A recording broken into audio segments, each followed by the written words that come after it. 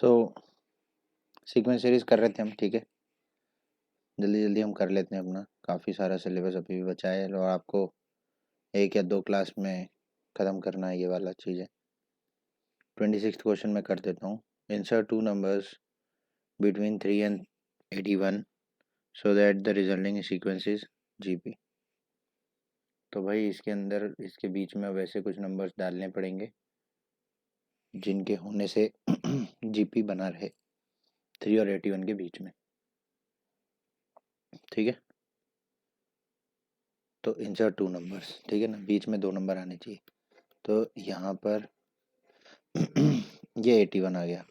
अब यहाँ से तो क्लियर हो गया कि जो 81 है ये फोर्थ टर्म है, जो 81 है ये फोर्थ टर्म है। फर्स्ट टर्म ए है, 3 है, तो फोर्थ टर्म क्या है, 4 - 1 है ना, n-1 होता है, यानी AR³ जो है ये 81 है। और ए कितना है, 3 से हो जाएगा 27, R³ बराबर 27, तो आप भी जानते हैं R होगा 3। तो आप खुद ही समझो, अगर A3 है तो सेकेंड टर्म AR होता है जो कि 3 × 3 होगा 9, और AR² जो है वो 3 × 3², 9 3 जा 27, और इसी तरह से AR³ आपको पता है वो तो 81 गिवन है। तो ये वो 2 नंबर हैं जो बीच में आएंगे, समझ गए। ये वाला क्वेश्चन मैंने लास्ट टू लास्ट क्लास में, मेरे ख्याल से सेकंड क्लास में, जब मैंने जीपी के कह सकते हो एग्जाम्पल्स कराए थे, वहाँ पर बिल्कुल ऐसा ही क्वेश्चन आपके पास एग्जाम्पल में है, ठीक है। तो एग्जाम्पल में से आप ये खुद करने वाले हो, कुछ मुश्किल नहीं है इसमें, ठीक है ना, इसलिए आप ये काम खुद करोगे। 27th वन, ठीक है। अगला क्वेश्चन है 28th, ठीक है। The sum of 2 numbers is 6 times their geometric mean. Sum of 2 numbers, एक नंबर ए है दूसरा बी है, तो इनका सम ऑफ 2 नंबर जो है वो 6 टाइम है ज्योमेट्रिक मीन से। ज्योमेट्रिक मीन यानी ए बी होता है, √AB, so that the number are in the ratio. अच्छा ठीक है, थोड़ा काम करना पड़ेगा इसके ऊपर, तो आप क्लियरली देख लो। इसके लिए जगह चाहिए, जगह ले लेते हैं। सम ऑफ 2 नंबर्स जो है यहाँ तो चलो बता दिया कि sum of 2 numbers, question number है ये शायद 28th। Sum of 2 numbers is A + B is equal to 6√AB। अभी हमको चाहिए show that the ratio of 2 numbers, मतलब A/B जो है वो 3 + 2√2/3 - 2√2, ठीक है। तो साफ देखने से ही पता चल रहा है कि यहाँ पर कंपोनेंडो डिविडेंडो लगेगा। तो इन केस अगर आपको कंपोनेंडो डिविडेंडो नहीं पता है तो एक बार ध्यान से देख लो, मैं बता देता हूँ, थोड़ा रफ आइडिया दे देता हूँ। A/B जो है, यहाँ पर अगर मैं 1 ऐड कर दूँ तो ये क्या बन जाएगा, A + B/B, है ना। ऐसे नहीं, ऐसे करते हैं। अगर A + B is equal to C + D है, ठीक है, और मैं दोनों तरफ 1 तो ऐड कर ही सकता हूँ, और अगर मैं 1 ऐड करता हूँ तो A + B/B हो जाएगा, और ये हो जाएगा C + D/D, ठीक है। तो क्या मैं इस चीज़ को ये लिख सकता हूँ, तो आपका जवाब होगा बिल्कुल लिख सकते हैं, ठीक है। मैंने इसको ये लिख दिया। अच्छा जी, अगर इसको ये लिखना गलत नहीं है तो ज़रा मेरे को एक चीज़ और बताओ, इसको अगर मैं रेसिप्रोकल कर दूँ, हैं, इसको रेसिप्रोकल करने का मतलब अ, जो थोड़ा लंबा हो जाएगा यार, फिर क्लास बहुत लंबी चली जाएगी। कंपोनेंट और डिपेंडेंट, तो जिस तरह से इसको ऐसे लिखा जा सकता है ना, तो मैं आपको बता दूं, यहाँ सिर्फ एक ही चीज़ लगी है, कंपोनेंडो। अगर कंपोनेंडो डिविडेंडो दोनों एक साथ लगा रहे हो कहीं पर, ठीक है, दोनों ही एक साथ यूज़ कर रहे हो, क्या, कंपोनेंडो और डिविडेंडो दोनों, तब ऐसे में क्या होता है कि आप A/B is equal to C/D अगर आपके पास है तो बहुत बढ़िया चीज़ होती है ये, अगर आपको यूज़ करना आता है तो। और ऐसी बढ़िया बढ़िया जगह पे यूज़ हो जाएगा कि आप जो है, आपके बहुत सारे काम इजी हो जाएंगे। तो ऊपर पहले दोनों का सम कर दो और नीचे दोनों का माइनस, ये लग गया कंपोनेंट डिविडेंड। तो इसको आप ये चीज़ लिख सकते हो। उसी तरह से यहाँ पे भी सम और माइनस, ये चीज़ लिख सकते हो आप। तो कभी जैसे अगर क्वेश्चन आ जाता है कि tan θ इज इक्वल टू 3, अगर tan θ 3 है ठीक है, तो ज़रा मेरे को बताना है आपको कि 1 + tan theta by 1 - tan theta की वैल्यू क्या होगी। तो इसको करने के लिए कुछ भी नहीं चाहिए, ज़रा देखो आप ध्यान से। यहाँ नीचे एक एग्जांपल दिखा रहा हूँ मैं आपको कॉम्पोनेंडो डिविडेंडो का। ये चीज़ है, और अगर ये चीज़ है ये, तो अपने को अब कंपोनेंडो डिविडेंडो लगाने से कोई नहीं रोक सकता। तो ऊपर प्लस करना है, इन दोनों फ्रैक्शन का सम ऊपर माइनस नीचे, या माइनस ऊपर तो सम नीचे। जैसा लेफ्ट साइड में गया बिल्कुल वैसे ही नहीं यहाँ भी करना है। तो ये क्या हो जाएगा, 3+1/3 - 1। 3+1 होता है 4 और ये होता है 2, तो आंसर आ जाएगा 2। तो इसकी वैल्यू डायरेक्टली 2 आ जाएगी, बिना ज़्यादा मेहनत किए आप इसका रिजल्ट सीधा यहाँ ले आए। ठीक है, समझ पा रहे हो आप लोग, सीधा ही आ गया। तो कॉम्पोनेंडो डिविडेंडो सीधा सीधा लग जाता है अगर काम में आ जाए तो, अगर आपको यूज़ करना आता है तो। ठीक है, इस चीज़ को फिर से एक बार देखना, और कहीं लिख सको तो ज़रूर लिख लेना। ठीक है, कॉम्पोनेंडो डिविडेंडो क्या होता है। तो भाई ये तो है। अब मेरे को यहाँ पे क्या दिख रहा है पता है, कि ये a+b आपके दिमाग में ये आएगा। ठीक है, यहाँ से अगर मैं -2ab ले लूँ कॉमन, अच्छा -2ab ले नहीं सकता यहाँ, तो 3, क्योंकि 3 × 2√ab है। तो मेरे को क्या करना पड़ेगा, 3 यहीं रख के 2√ab यहाँ नीचे ही लेना पड़ेगा, है ना। 2√ab आ गया। अब मेरे को ऐसा क्यों क्यों करना पड़ रहा है, ये इसलिए करना पड़ रहा है क्योंकि देखो ये है a√a का स्क्वायर प्लस √b का स्क्वायर प्लस 2√ab, ये दिख रहा है ना। ये मुझे पता है कि ये होता है, क्योंकि ये दिखने से दिख रहा है। ठीक है, वो आपको भी दिखेगा अगर आपको ढेर सारी प्रैक्टिस करोगे। तो क्या करना है, अब यहाँ पे कॉम्पोनेंडो डिविडेंडो लगा दो, ऊपर प्लस a+b प्लस 2√ab, नीचे माइनस a+b। ठीक है, ऊपर वाले से नीचे माइनस, यहाँ पर क्या है 3+1 प्लस एक बार 3 - 1 एक बार। समझ रहे हो, ये क्या हो गया, √a प्लस √b का whole square by √a minus √b का होल स्क्वायर, ये हो गया। ये क्या आ गया 4/2, ये आ गया 4/2। 4/2 को सीधा सीधा आप 2 लिख दो, और 2 क्या है, एक तरह से √2 का होल स्क्वायर होता है। 2 जो है √2 का होल स्क्वायर होता है। अब अगर मैं सारे के सारे ये हटा दूँ, क्या स्क्वायर हटा दूँ, तो मुझे मिलता है कि √a plus √b by √a minus √b बराबर √2 है। समझ रहे हो, हाँ। अब एक काम और करता हूँ मैं, अब यहाँ पर फिर से कॉम्पोनेंडो डिविडेंडो लगाने जा रहा हूँ। फिर से कॉम्पोनेंडो डिविडेंडो क्यों लगा रहा हूँ मैं, वो भी मैं आपको बता दूँ, क्योंकि मुझे चाहिए a/b, मुझे चाहिए a/b, और मुझे a/b यहाँ से मिल जाएगा। कैसे, ज़रा देखो, यहाँ लिखो अप्लाइंग कॉम्पोनेंडो, मैं CND लिख रहा हूँ, CND शॉर्टकट में बोलते हैं। अप्लाई कर रहा हूँ अगर मैं CND, ठीक है। तो देखो यहाँ पे ध्यान से, √a, अब यहाँ पे कॉम्पोनेंडो डिविडेंडो फिर लगाऊंगा तो क्या है, नीचे वाला ऊपर वाला पहले प्लस करो, प्लस √ और एक बार माइनस करो, √a plus √b minus √a plus √b, और ये क्या है √2, ये क्या है √2/1, तो √2 + 1 √2 - 1। समझ रहे हो। अब यहाँ ध्यान से देखोगे तो ये खा गया, और यहाँ पर ये गया, बचा क्या, ऊपर आ गया 2√a, नीचे आ गया 2√b, है ना। यहाँ पर क्या आ गया, √2 + 1/√2 - 1। समझ रहे हो, 2 से 2 गया, खत्म। ये तो √2 + 1/√2 - 1 ही होगा। अब ज़रा देखो ये क्या है, ये है अंडर रूट में a/b, लेकिन मुझे तो पूरा पूरा a/b चाहिए, तो उसके लिए क्या करो, स्क्वायर कर दो दोनों तरफ। तो ये √2 + 1 का होल स्क्वायर अगर हो जाएगा, अगर मैं इसको स्क्वायर करूं और ये भी स्क्वायर करूं, तो ऊपर क्या a² यानी 2 + 1 प्लस 2√2/2 + 1 माइनस 2√2 होगा। क्या आ गया ये 3 + 2√2/3 - 2√2। ठीक है, ये इस तरह के क्वेश्चन में बहुत यूज़ होता है कॉम्पोनेंटो डिविडेंडो, और बहुत ही ज़्यादा कारगर साबित होता है क्वेश्चन को सॉल्व करने में, प्रोवाइडेड आपको आना चाहिए ये लगाना। समझ गए? अगर नहीं समझ में आया तो एक बार फिर से इस वीडियो को जरूर देखना, इस क्वेश्चन को फिर से देखो, एक दो बार देखोगे तो आपको अपने आप क्लियर हो जाएगा। Still if you don't get मेरे को ज़रूर बताओ, ठीक है? आगे बढ़ते हैं। नेक्स्ट है 29th। जो वर्ड प्रॉब्लम है ना यार, ये आप कर लेना, ठीक है? नहीं आया तो बताना।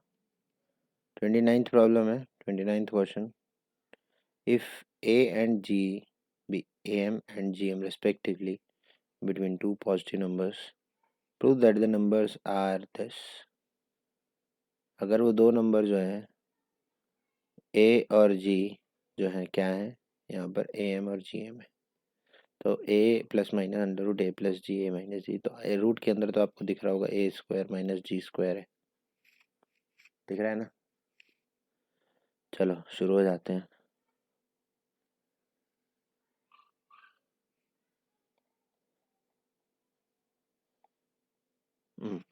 ध्यान से देखो, तो ये बोलता है कि जो दो नंबर हैं, ये ए और जी क्या है, एक है ए एम यानी arithmetic progression, sorry arithmetic mean, और एक है जी एम यानी ज्योमेट्रिक मीन, ठीक है?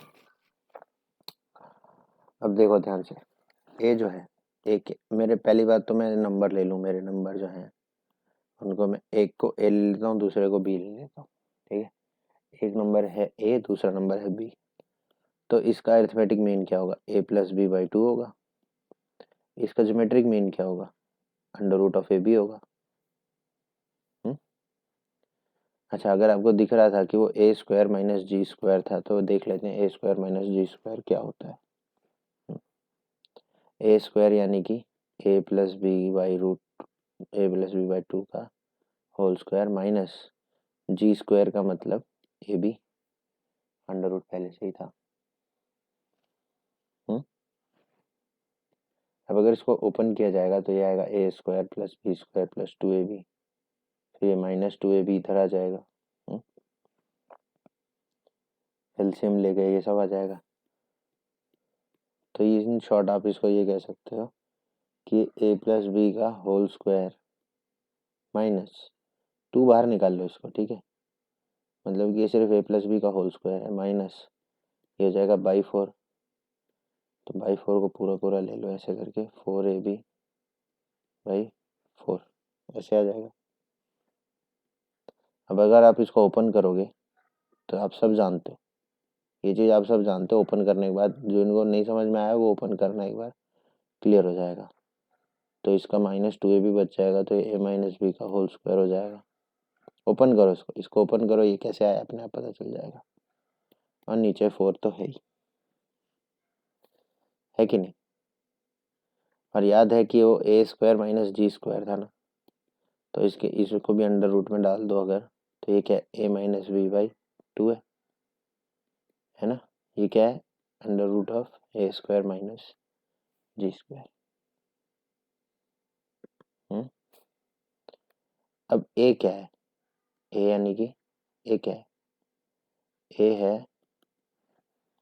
ए क्या है,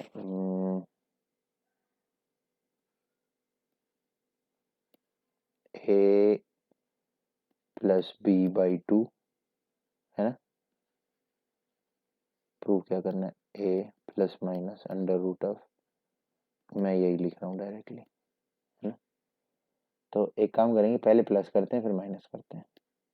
तो ए plus under root of a square minus ji square, ठीक है? ए क्या है, a plus B by two, under root of a square G square क्या है, a minus b by two, ठीक है? बी बाई टू खत्म हो जाएगा, ए बाई टू दो बार ए आता है, ठीक है? तो प्लस करने पे आंसर ए आ रहा है, माइनस करते हैं,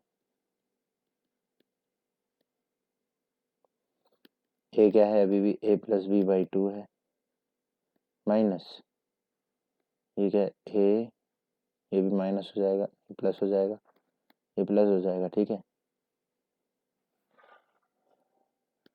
तो अब दिखने से तो पूरा कट रहा होगा, जीरो लग रहा होगा, लेकिन मैं बता दूं ये बी है, ठीक है, ये क्या है, ये है बी। तो क्या बोल रहा था, क्या two positive prove that the numbers are, yes numbers यही है, प्लस रखो तो ए आएगा और माइनस रखो तो बी आएगा, और मैंने यही तो अपने नंबर कंसिडर किए थे, let number be a and b. समझ पा रहे हो क्या? तो अब यहाँ से हमारा 29th भी हो गया। ये वाले क्वेश्चन आप प्लीज़ कर लो खुद, 30 सेकेंड वाले। स्पेशल सीरीज आप शायद आपके सिलेबस में नहीं है। ओके, तो चलो ये रहे question. If pth qth and rth and st term are of an AP are in GP, then show that this are also in GP। ऐसे क्वेश्चन आपको मिसलेनियस में बहुत दिखेंगे और एग्जाम में भी। ठीक है, pth टर्म ये है, qth ये है, rth ये है, st ये तो गिवन चीज़ है। तो ये बोल रहा है कि ये सभी टर्म जो है ये सब जीपी में है, और अगर ये सब जीपी में है तो ए क्यू बाई ए पी और ए आर बाई ए क्यू ये सब बराबर होने वाला है, ये सब बराबर होने वाला है। अब आप देखो ये चीज़ क्या हो गई, ये चीज़ अब आप बोलोगे ये क्या है, ये क्या मजाक है।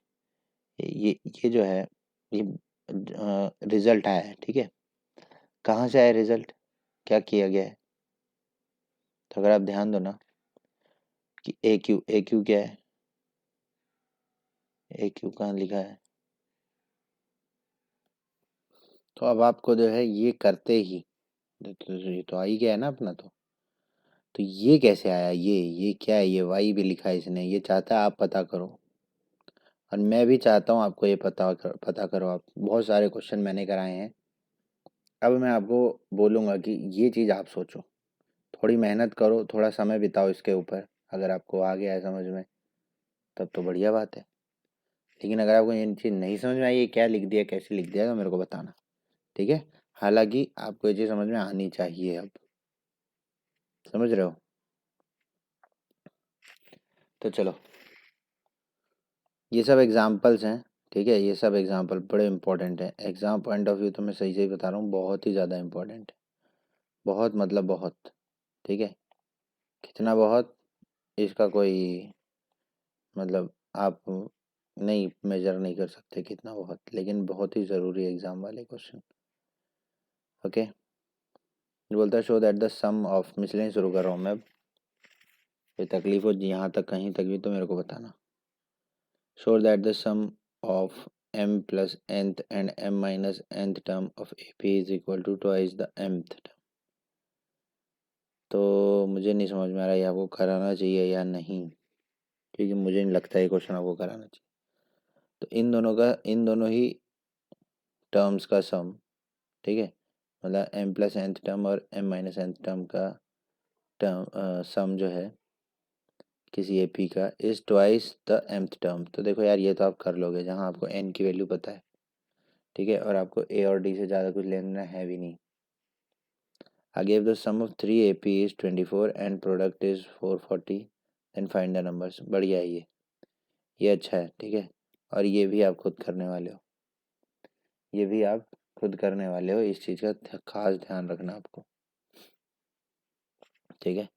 कैसे, the sum of 3 numbers in AP. तो आप एक काम करो, 3 नंबर है तो सेकंड नंबर को ए लो, इसके बाद नंबर होगा ए प्लस डी, और इससे पहले वाला नंबर होगा ए माइनस डी। इन सबको प्लस करोगे तो थर्ड टर्म यानी 3A जो है उससे ए 8 आ जाएगा, और उस वजह से आप डी आगे करके फाइंड कर लेना। ये क्वेश्चन भी आप करोगे, जब तक आप खुद नहीं करोगे, जब तक आप सोच रहे हो कि आप आराम से बैठ के वीडियो देखोगे, कुछ करना नहीं पड़ेगा, तो फिर तो महान हो भाई, फिर तो क्या ही कह सकते हैं। Let the sum of n, 2n and 3n term of AP be this and this. Show that, बिल्कुल ऐसा ही क्वेश्चन आप 10th क्लास में सैम्पल पेपरों में बहुत मिलेगा ये, ठीक है। थोड़े से हायर लेवल क्वेश्चन डाल देते हैं तो ये सब डाल देते हैं उसमें। ओके, ये भी आप लोग करने वाले हो, जो मुझे लगता है कि मुझे कराना चाहिए मैं कराऊंगा, जो थोड़ी देर में अभी शुरू भी हो जाएगा।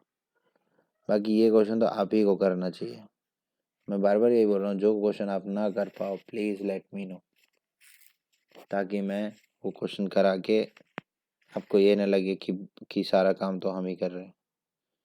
हालांकि मैं एक एक क्वेश्चन करा रहा हूँ, एक एक क्वेश्चन पे समय बिता रहा हूँ। Find the sum of all the number between 200 and 400 which are divisible by 7। मैं देखता हूँ अगर आज ही ख़त्म हो पाए तो बहुत अच्छा होगा, लेकिन मुझे नहीं लग रहा ये आज ख़त्म हो पाएगा। ठीक है, क्योंकि आपका कुछ एग्ज़ाम है तो आप उसके लिए प्रिपेयर करने चाहते हो। तो find the sum of all the number between 200 and 400 which are divisible by 7। ये तो एकदम ही बच्चों वाला क्वेश्चन है, ये आप करोगे। Find the sum of integer between 100 and which are divisible by 2 और 5। ठीक है, या तो 2 से या तो 5 से होगा। चलो मैं आपको ये बता दूं कि 2 और 5 है। ठीक है, 2 और 5, इसमें आप कुछ नंबर जो है डबल काउंट करोगे, जैसे 10। ठीक है, 10 जो है आप इसमें भी काउंट कर लोगे, 10 इसमें भी काउंट कर लोगे। तो उन चीज़ों को हटा देना। उन चीज़ों मतलब किसको? उन उन उन नंबर्स को हटा देना जो 10 से डिवाइड होते हो, क्योंकि जो नंबर 10 से डिवाइड होता है वो 2 से भी डिवाइड होगा, और जो नंबर 10 से डिवाइड होता है वो 5 से भी होगा। और आप उन दोनों ही नंबर को 2 में भी गिन लोगे और 5 में भी गिन लोगे। तो उनको माइनस करना मत भूलना। ठीक है, उनको निकाल देना, एक को एक ही जगह गिनना है। ये भी आप खुद करोगे। Find the sum of all 2 digit number which when divided by 4 yield 1 as reminder.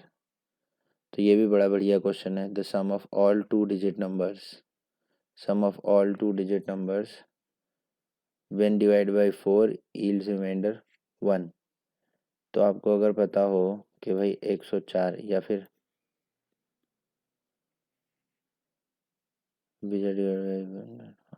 All 2 digit, sorry 2 digit बोल रहा है, तो हर वो 2 डिजिट का नंबर जो कि रिजल्ट जो है वो 1 देता है, रिमाइंडर 1 देता है। ठीक है, तो वो क्या हो सकता है? सबसे पहला नंबर है 14। क्यों? उसमें, उस कैटेगरी में सबसे पहला नंबर क्या है? 14। ठीक है, 14। 14 क्यों? क्योंकि 14 नहीं, फिर 13 होगा। वो इसलिए क्योंकि कोई भी नंबर को 4 से डिवाइड करने पे रिमाइंडर 1 दे रहा है। इसको जब आप 4 से डिवाइड करोगे तो रिमाइंडर आता है 1। ठीक है, 12 के बाद 1। तो पहला नंबर जो होगा वो होगा 13। दूसरा नंबर जो होगा वो 4 ऐड कर दो, 17। फिर उसके बाद जो होगा वो होगा कितना? 21। इस तरह से ए पी बनता चला गया। ठीक है, और लास्ट टर्म निकालो और फिर sum of sum all the digits करो। ये आपका क्वेश्चन है। ठीक है, कैसे बनाना है एपी मैंने वो भी बता दिया।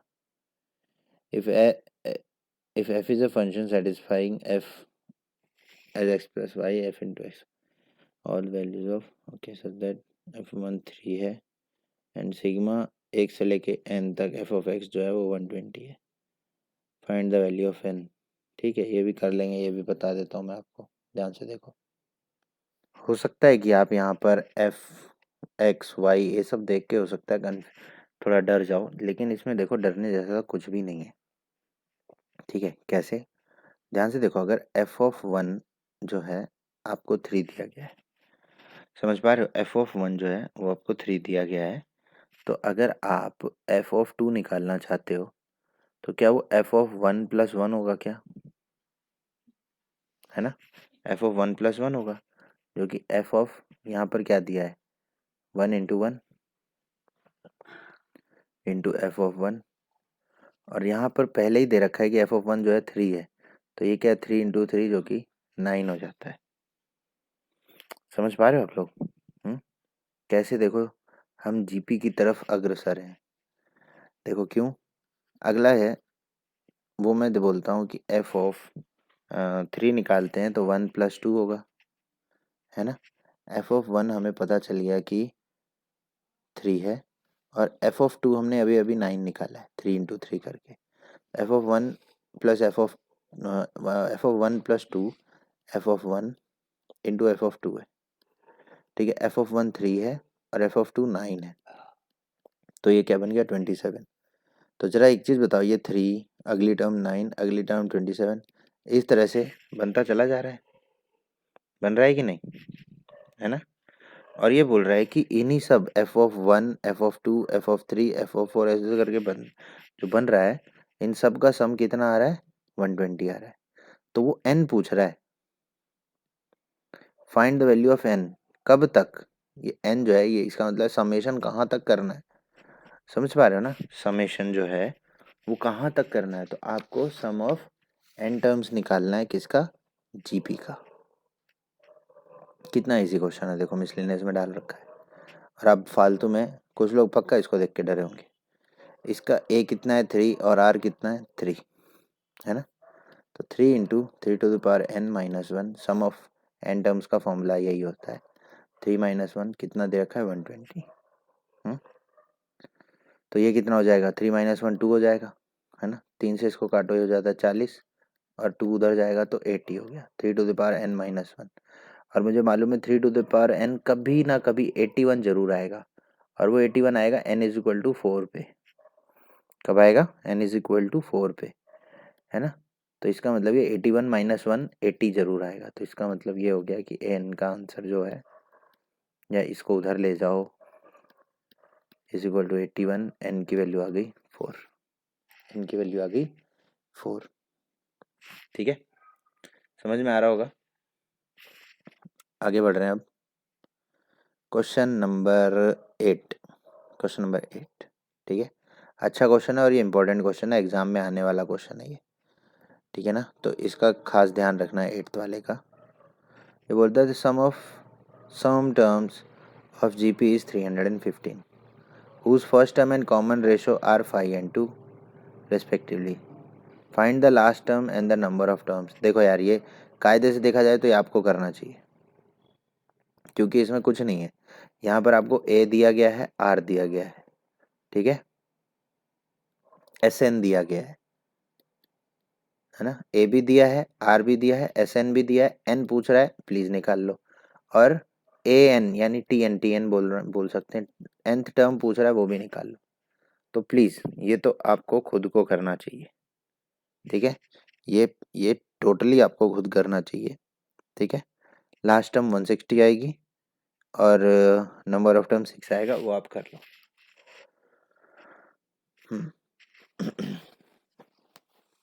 हालांकि ये आंसर तो आप पीछे भी मिल जाएगा, मैं भी पीछे ही देख के बोल रहा हूँ, ठीक है? चलो, एट्थ क्वेश्चन, इंपॉर्टेंट क्वेश्चन, और आपको करना है वो। क्वेश्चन नंबर 9, ठीक है। मैं सोच रहा हूँ थोड़ा सा जोर लगाता हूँ और यार ख़त्म कर देता हूँ यार, थोड़ी लंबी क्लास बन जाएगी, ठीक है? अब 2 बार में करके देख लेना, लेकिन देख जरूर लेना। ये जो कट कर रखे हैं ना पोर्शन, ये जो मैंने टिक कर रखे हैं, ये बहुत इंपॉर्टेंट क्वेश्चन है, और जो कट कर रखे हैं ये स्पेशल सीरीज के हैं, तो इनको करने की ज़रूरत नहीं है, समझ रहे हो? तो मैं थोड़ा तेज़ करूँगा, तेज़ का मतलब मैं कोशिश करूँगा भले ये वीडियो थोड़ा लंबा बन जाए, लेकिन मैं इसी में ख़त्म करूँगा। यस। ये बोलते थे first term of GP is 1, the sum of third and fifth term is 90, find the common ratio of GP। है तो इजी, लेकिन सारे क्वेश्चन आपको नहीं दे सकता मैं, कुछ मैं भी कर ही लेता हूँ, है ना? हालांकि करना आपको चाहिए, और अगर करना आपको चाहिए तो आपको क्या करना चाहिए? वीडियो पॉज करो और खुद करो, रूल्स आपको पता है, ठीक है? यह है क्वेश्चन नंबर, जो भी हो मैं भूल गया। ये बोलता है द फर्स्ट टर्म कितना था? 1 था, और क्या था? Sum of third and fifth term 90 है। सम ऑफ थर्ड और फिफ्थ टर्म जो है ये 90 है। GP पहले ही दे रखा है, ठीक है? GP बोल दिया उसने पहले ही। तो ये कॉमन रेशो पूछ रहा है, कॉमन रेशो पूछ रहा है कितना है, ठीक है? हम निकाल देंगे। चलो ध्यान से देखेंगे, यहाँ पर ये जो कुछ है ये है AR², A into r square, और ये प्लस A इंटू R⁴, ये है कितना? 90 दे रखा है। और आपको पता भी है कि A जो है वो 1 दे रखा है, तो R² प्लस R⁴ जो है ये 90 दे रखा है। R² कॉमन लेते ही यहाँ आ जाता है 1 प्लस R, नहीं ये बड़ा हो जाएगा, ये काम नहीं आएगा। तो r to the power 4 plus r square minus 90 आपको 0 दे रहा है, ठीक है। तो यहाँ से आर स्क्वायर को आप ले लो वाई, तो क्या आ गया ये y square plus y minus 90 बराबर 0 आ गया। मिडिल टर्म स्प्लिट करेंगे, मिडिल टर्म स्प्लिट नाम की कोई चीज़ होती है, और दिख रहा है कि प्लस 10y माइनस 9y लग के यहाँ पर y की वैल्यू जो है वो आपको -10 और 9 आएगी। -10 आप नहीं लोगे, आप प्लस का 9 लोगे, ओके। क्योंकि -10 क्यों नहीं लोगे कि y की वैल्यू अगर -10 आएगी तो आर स्क्वायर जो है स्क्वायर के अंदर नेगेटिव टर्म आ जाएगी, जो ठीक नहीं है। तो आर स्क्वायर 9 आ गया है, तो आर की वैल्यू ±3 आ जाएगी, ठीक है। यही चाहिए था अपने को। आगे आगे आगे यानी कि question number 10। The sum of 3 numbers in GP is 56. If we subtract 1, 7, 21 from these numbers in that order, we obtain an arithmetic progression. Find the numbers. Question फिर पढ़ो, कुछ लोगों को पक्का ये क्वेश्चन नहीं समझ में आया होगा, फिर से पढ़ो। The sum of 3 numbers in the GP इतना है। If we subtract 1, 7, 21 from these numbers, 3 number का सम 56 है। पहले नंबर में 1, दूसरे में 7 और तीसरे में 21 माइनस करने पर जो है हमें एक एपी मिलता है। तो ये हमें एपी बताना है। बहुत बढ़िया क्वेश्चन है, मेरे को काफ़ी अच्छा लगा ये क्वेश्चन, पढ़ते ही अच्छा लग रहा है ना। देखते हैं हम कर पाते हैं या नहीं।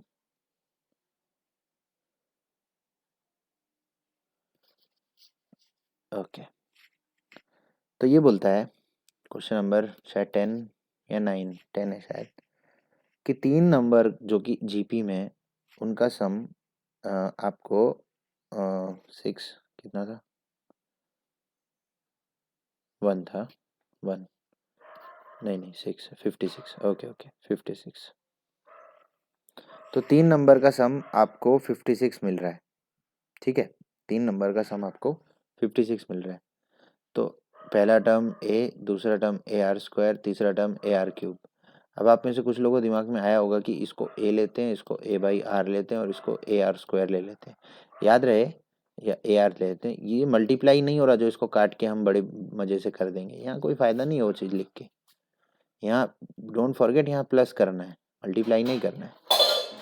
प्लस करके कितना आ रहा है 56 यानी कि 56, ठीक है। और हमें यहाँ ना तो ए पता है ना तो आर पता है, दोनों ही नहीं पता है। कोई एक पता होता तब भी हम वो चीज़ करके शायद कर पाते। ओके, तो अभी ये आ गया, अब क्या करना है भूल गया मैं। हाँ, सब्ट्रैक्ट 1, 7 और 21। चलो, क्या ये मेरी पहली टर्म है, इसमें मैं ए -1 कर देता हूँ सब्ट्रैक्ट। ये सेकेंड टर्म है, इसमें ए आर स्क्वायर -7 कर दिया मैंने। और ये थर्ड टर्म जो है इसमें ए आर क्यूब -21 कर दिया, ठीक है। ये मैंने क्या किया, जो भी सब्ट्रैक्ट करने के लिए बोला गया था मैंने सब्ट्रैक्ट कर दिया। अब देखो ध्यान से, अगर ये तीनों टर्म मिलके एक एपी बनाते हैं तो यार एक काम करो, इनको एपी में अगर ये, मतलब कहने का मतलब ये एक्स, ये वाई, ये जेड, ये 3 टर्म एपी में है, तो आपको क्या पता है क्या कि 2z बराबर एक्स प्लस जेड होता है। अरिथमेटिक मीन आपने पढ़ा है, क्योंकि अगर आपने ये पढ़ा है तो आप ये आराम से लगा पाओगे। तो कहने का मतलब 2 इंटू ए आर स्क्वायर -7 बराबर ए -1 प्लस ए आर क्यूब -21 हो गया। समझ गए? हाँ, ये सीधा सीधा लगा दिया मैंने अरिथमेटिक में। ए आर स्क्वायर क्यों आ रहा है इधर, ए आर और ये ए आर स्क्वायर, ये होगा पूरा गड़बड़ हो गया। ए आर स्क्वायर इधर, ए आर स्क्वायर इधर, ये कुछ नहीं होगा। तो चलो 2 a r -14 is equal to a -1 plus A R square, ये -121 के साथ क्या बन जाएगा, -121 के साथ बन जाएगा -20 का -22, है ना। सब एक तरफ करें क्या, ए आर स्क्वायर 2AR को उधर ले जाओ और plus a is equal to, ये कितना हो गया -8, सब उधर लेके गए हैं क्या, -8 हो गया। कुछ गड़बड़ है क्या कहीं, नहीं लगता तो नहीं है। चलो यहाँ अगर आप देखो ना तो ए आर स्क्वायर है, फिर इसको मैं लिख रहा हूँ प्लस ए है, और ये -2AR है, मैं यहाँ पे प्लस AR लिख रहा हूँ और -3AR कर रहा हूँ। ये स्टेप आप में से सबको तो नहीं समझ में आया होगा, जहाँ तक मैं जानता हूँ ये स्टेप आप में से सबको समझ में नहीं आया होगा, तो मैं इसको फिर से लिख रहा हूँ। मैंने ऊपर देखा कि मेरे को ये दिख रहा है कि a plus A R square 56 है, और यहाँ पे भी कुछ ऐसा है, ए आर स्क्वायर है और a है लेकिन ए आर नहीं है, तो मैं अपनी तरफ से ए आर ऐड कर रहा हूँ। मैंने अपनी तरफ से ये लिख दिया ए आर, और क्योंकि मैंने ए आर अपनी तरफ से ऐड किया है तो मुझे माइनस भी करना पड़ेगा। तो जब -2AR जो है उसमें एक और बार -AR करूँगा तो -3AR हो जाएगा। ये समझ में आ रहा है, प्लस माइनस किया मैंने, ये -8 हो गया। अब जरा बताओ ये क्या है, ये है 56 यानी 56। क्या ये 56, 56 जो है ये इस तरफ जाएगा, अगर -3AR, ये 56 इधर जाएगा। यार इधर प्लस सीट आ रहा है क्या, बार बार लिख रहा हूँ मैं उस तरफ, ये तो माइनस हो जाएगा ना। छोटी छोटी गलती मेरे से काफ़ी हो जाती है, ठीक है। अब ये 58 - 56 हो जाएगा, जो कि माइनस का 48 होता है, माइनस का 48 होता है। तो यहाँ आ जाओ, 3AR बराबर 48 हो गया, और AR इज इक्वल टू 16 हो गया। AR जो है वो हो गया 16, और AR क्या होता है, थर्ड टर्म होता है। AR जो है वो थर्ड टर्म होता है, या थर्ड टर्म को लेके मैं कुछ नहीं कर पाऊंगा, तो A is equal to 16/R कर दिया। अब इसको जरा मैं वापस यहाँ सब्स्टिट्यूट कर दूं तो जरा देखना ध्यान से, हाँ है जगह है, जरा देखो, A यानी कि पहली टर्म, A/R, A क्या है 16/R, तो 16/R प्लस AR क्या होगा, इंटू ये भी, यह मल्टीप्लाई हो जाएगा तो वो 16 होगा, प्लस 16R बराबर है 56 के। समझ रहे हो। अब देखो ध्यान से, R तंग कर रहा है, R को निकाल दो, 16 plus 16R plus 16R square बराबर 56R, 16R 56R, सब एक तरफ कर लूँगा अगर मैं, तो 16R square -40R plus 16 is equal to 0 आ रहा है। 4 से डिवाइड कर लूँ तो ये हो जाएगा 4R square -10R plus 4 is equal to 0। Middle term split करना है, इसको ऊपर लिख रहा हूँ, मिडिल टर्म जो है स्प्लिट करना है, सोचोगे अगर आप,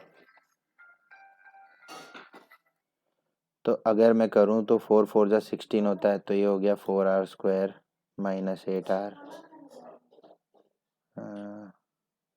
-2R प्लस 4 बराबर 0 हो गया। यहाँ से ले लो 4R कॉमन, बचेगा R-2, और यहाँ से ले लो -2 कॉमन, तो यहाँ भी बचेगा R-2।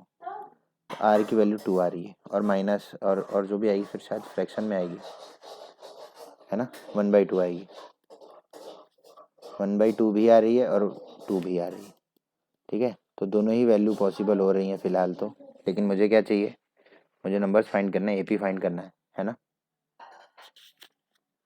अगर आर की वैल्यू 2 है, अगर आर की वैल्यू 2 है तो ए आर जो है 16 है,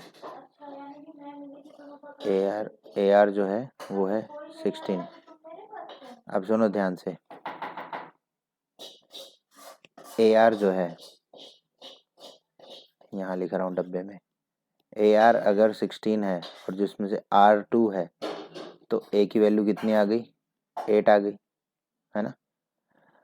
अगला क्या होगा नंबर, 8 का नंबर, आर जो हो गया फिर डबल हो जाएगा तो कितना हो जाएगा, 16 हो जाएगा, फिर डबल हो जाएगा तो 32 हो जाएगा। ओके, तो यही था एपी हमारा, ये थी हमारी 3 टर्म। चलो आगे बढ़ रहे हैं।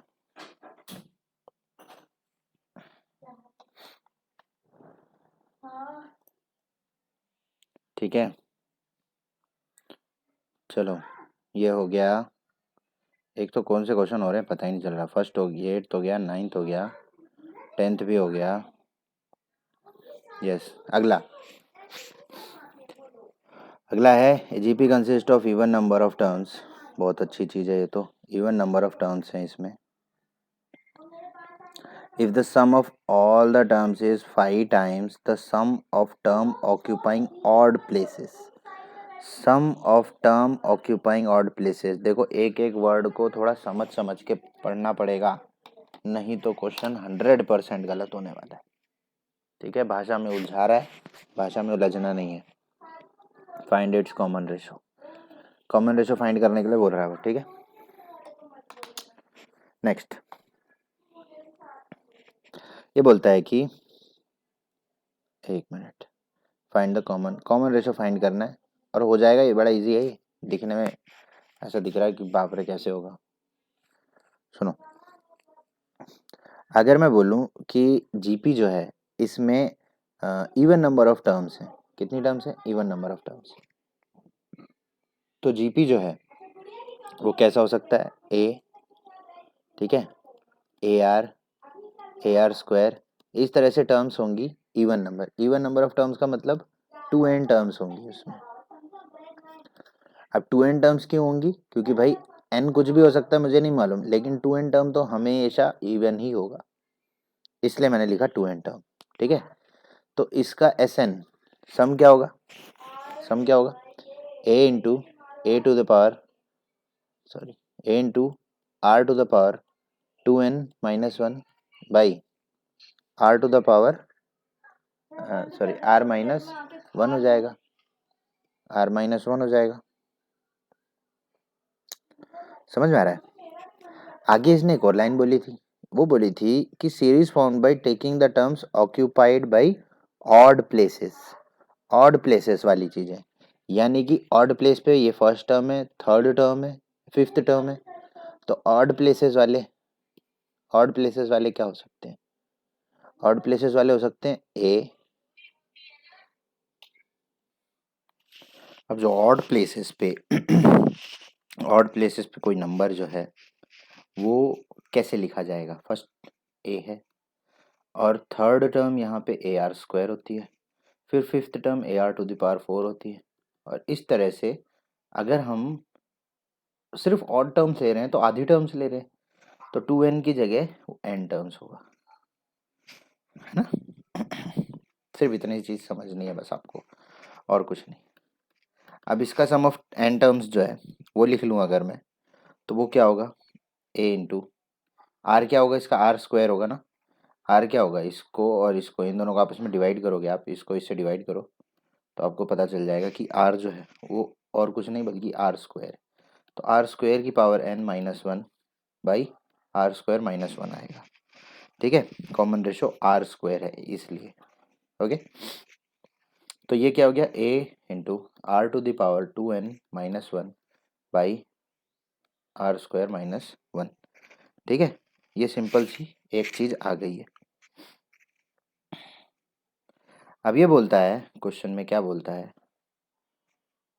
कि sum of all the terms is 5 times the sum of term occupying. Okay, sum of all the terms, sum of all the terms ये है और sum of terms occupying odd places ये है, ठीक है। तो यहाँ पर इसको मैं एस डैश ले रहा हूँ, ठीक है। तो ये बोल रहा है कि s n is 5 times s dash n, समझ रहे हो। तो ये क्या हो गया, जगह चाहिए थोड़ी सी, ये हो गया a into are to the power 2n minus one by are minus one बराबर 5 into a into are to the power 2n minus one by are minus one या r square minus one. A से ए गया, इस पूरे से ये पूरा गया, है ना। और आर स्क्वायर माइनस वन को मैं वन आर प्लस वन और आर माइनस वन लिख सकता हूँ। आर माइनस वन यहाँ से गया, तो यहाँ से आपको ये चीज़ पता चल गई कि आर प्लस वन जो है वो बराबर है 5 के, तो आर हो जाएगा 4 के, ठीक है। चाहिए क्या था, find common ratio, common ratio निकाल दिया, आर इज इक्वल टू 4, ठीक है। नहीं समझ में आए पीछे होके पीछे करके देख लो उसको, ठीक है। 11th हो गया, 12th question. The sum of first four terms of AP is 56. The sum of last four terms is 112. If its first term is 11, A दिया हुआ है, तो नंबर ऑफ टर्म्स पूछ रहा है। अच्छा क्वेश्चन है, ठीक है, समझना पड़ेगा। मेरे से पहले आप करोगे, पॉज करो वीडियो और करो जल्दी से।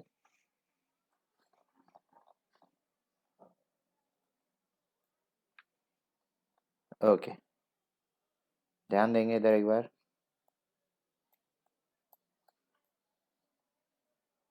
हाँ जी, चलो। ये बोलता है फर्स्ट फोर टर्म्स का सम। फर्स्ट फोर टर्म्स का मतलब क्या हो गया, एपी है, एपी था जीपी था, पूरी जाए, एपीएस एपी है। तो पहली चार टर्म्स का सम जो है वो 56 है, लास्ट फोर टर्म्स का 112 है, ए 11 है। जल्दी से हम करेंगे, ठीक है। तो ए जो है वो 11 है, समझ रहे हो। और फर्स्ट फोर टर्म्स का सम जो है ये अगर मैं करने जाऊँ तो एस एन लिख रहा हूँ मैं, ये क्या होगा, फर्स्ट फोर टर्म्स यानी कि n by two, n by two, two a यानी 22 plus n minus one, d भी नहीं पता, और एस एन कितना है 56 है, ठीक है ना। थोड़ा सा तेज कर रहा हूँ मैं। 56 ये जाता है कितने से, 52 और ये 14 होता है ना, 14 टू 28 हो गया। 28 में ये 22 उधर जाएगा तो 6 बचेगा, इज इक्वल टू 6 बचेगा, is equal to n minus one t. हाँ ठीक है, एन के एन भी तो, अरे हाँ एन भी तो 4 है, तो एन माइनस वन 3 हो गया, तो डी आ गया 2। ये तो अच्छी चीज़ हमें पता चल गई कि डी हमें पता चल गया है ना, ए पता था, डी भी आ गया, यही चाहिए था। अब देखो समझदारी की बात क्या है इसमें, अब थोड़ा समझदारी आपको कहाँ दिखानी है कि एंथ टर्म मतलब nth टर्म, इसका सम लास्ट फोर टर्म्स का, ये second last term, third last term, पीछे से फोर्थ टर्म, 3 हो। इन सभी टर्म का सम जो है वो है 112, यही है ना। चलो, हमें n के बारे में फ़िलहाल कोई जानकारी नहीं है, लेकिन ये 4 टर्म है, ये 4 टर्म्स है। अगर ये 4 टर्म्स हैं तो इनका इनका जो सम है वो कितना होता है वो कर लेते हैं। एस एन कर लेंगे, एस एन हमें दिया हुआ है वो 112 है, ठीक है। ये कितना हो जाएगा, कितनी है, n बाई टू यानी 4 टर्म है, ठीक है। टू ए यानी कि डबल ऑफ 11 प्लस n कितना है, n 3 है क्या, नहीं मालूम। n देखो, n यहाँ पर अगर आप n समझ गए ना तब सारा का सारा खेल आपको समझ में आ जाएगा, ठीक है। कैसे, सबसे पहले तो मैं यहाँ तक का सम निकाल रहा हूँ, ठीक है, यहाँ तक का सम निकाल रहा है, मैं बता रहा हूँ, एक मिनट। हाँ, अगर मैं यहाँ पे डायरेक्टली लिख दूंगा तो नहीं आएगा समझ में लोगों को, तो मैं काम करता हूँ, एक मिनट पेन ले लेते हैं, इसको मैं हटा के एक बार फिर से ध्यान से देखना। इसकी जो थर्ड टर्म होगी, फोर्थ टर्म सॉरी, ये दिख रही है ये वाली टर्म, है ना। ये क्या है, a plus n minus one, ये एन है पूरा का पूरा, माइनस वन डी, ये होगी। तो ये क्या दिख रहा है, ए प्लस ठीक है, ए प्लस, क्योंकि ये पहली टर्म है ना इसमें, याद रहे ये लास्ट टर्म है पूरी सीरीज का, ये सेकंड लास्ट, थर्ड लास्ट, तो इन चारों में सबसे पहली टर्म कौन सी है, ये वाली है, इसलिए ये मेरे लिए इंपॉर्टेंट हो जाती है n-4 इंटू डी। क्यों इंपॉर्टेंट हो जाती है, क्योंकि अभी डायरेक्ट लिखता तो अभी समझ में नहीं आता आप लोगों को, ठीक है। ये यूज हो गया ना। अब आओ, अब आओ मैदान में, मतलब ये हो जाएगा ए एस एन कितना दिया है 112, 112 इज 4/2, यानी कि n/2 2a plus n-1 D. याद रहे ये जो a है ये है, इन चारों में सबसे पहली टर्म ये है, तो ये मेरे लिए इस पर्टिकुलर इक्वेशन के लिए फर्स्ट टर्म ये है, ठीक है। तो ये कितना है 4/2, 4/2 2 होता है, और ये 1 1 1 1 2 से निकल के ये हो जाएगा सीधा सीधा 56 656, ठीक है। अभी मत बोलना बार बार 4/2 कहाँ है। ओके, नाउ 2 इंटू ए क्या है, फर्स्ट टर्म, ये है फर्स्ट टर्म, तो ये पूरी की पूरी फर्स्ट टर्म है, तो ये इसको मैं ऐसे लिख रहा हूँ n-4d प्लस n-1, n है कितना 4 है, n4 है, तो 4-1 डी हो गया ये, ठीक है। 56 बराबर 56 और काट दो इसको, 56 जो है, एक मिनट एक मिनट एक मिनट, ये 2 सिर्फ इससे मल्टीप्लाई है, ये 2 जो है सिर्फ इससे मल्टीप्लाई है, बस इससे, है ना। अभी गड़बड़ हो जाती है तो चलो आगे बढ़ो, जगह नहीं है। Now 56 is equal to 2a plus ये n इंटू डी 2n-d हो जाएगा, माइनस 8d प्लस 3d, ठीक है। 56 इज इक्वल टू ए दिया हुआ है, अगर आपको पता हो तो ए जो है गिवन है, ए गिवन है, ए कितना है 11, तो ये हो जाएगा 22 प्लस, और एन भी गिवन है, एन गिवन है क्या इस पर्टिकुलर के लिए, नहीं एन नहीं गिवन है, एन यहाँ वाला गिवन था, है ना। कौन सी टर्म है, यही तो निकालना है शायद, एन ही तो निकालना है कि नहीं। डी, हाँ जी डी गिवन है, वही मैं सोच रहा हूँ कुछ एक तो गिवन है, तो डी कितना है 2, ये हो जाएगा 4n माइनस ये कितना होगा -5d, यानी कि -10, है ना। चलो जी, ये हो जाएगा 12, 12 इधर जाएगा तो हो जाएगा 44 बराबर 4n, एन आ जाएगा 11, है ना। नंबर ऑफ टर्म्स पूछी थी, क्यों नंबर ऑफ टर्म्स पूछा है, नंबर ऑफ टर्म्स आ गया 11। ये सभी क्वेश्चन है ना बहुत ही मतलब अप्रोच बेस्ड क्वेश्चन है, आपकी अप्रोच सही होगी तब तो आप कर लोगे, ऐसा नहीं कि आप कुछ भी शुरू कर दोगे तो पहुंच ही जाओगे, ऐसा नहीं है, थोड़ा सा तो दिमाग लगाना पड़ेगा ही, है ना। 13th क्वेश्चन बहुत ही बढ़िया क्वेश्चन, बहुत ही इंपॉर्टेंट क्वेश्चन है, ठीक है। मैं आपको जरा एक बार बता दूं, ये बोलता है a+bx, और ये देखो इस तरह से देख लो, ये इक्वल है, show that ABC and D are in GP, ABCD जो है ये जीपी में है, ये हमको दिखाना पड़ेगा, ठीक है। चलिए सॉल्व करेंगे अब।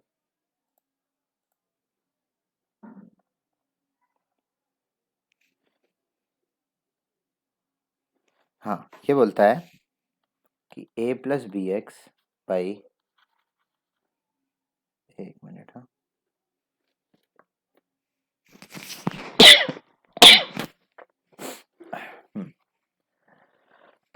ये बोलता है a+bx बाई a-bx।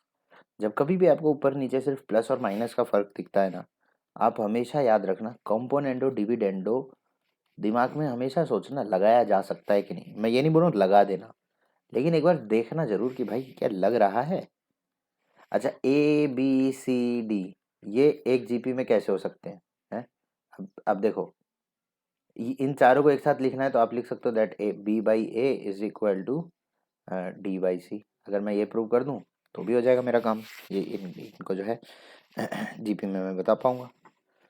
अब मैंने एक चीज सीखी कंपोनेंडो डिविडेंडो, और अगर मैं यहाँ लगा दूं सब में तो देखता हूँ मैं पहुंचता कहाँ तक हूँ, ठीक है।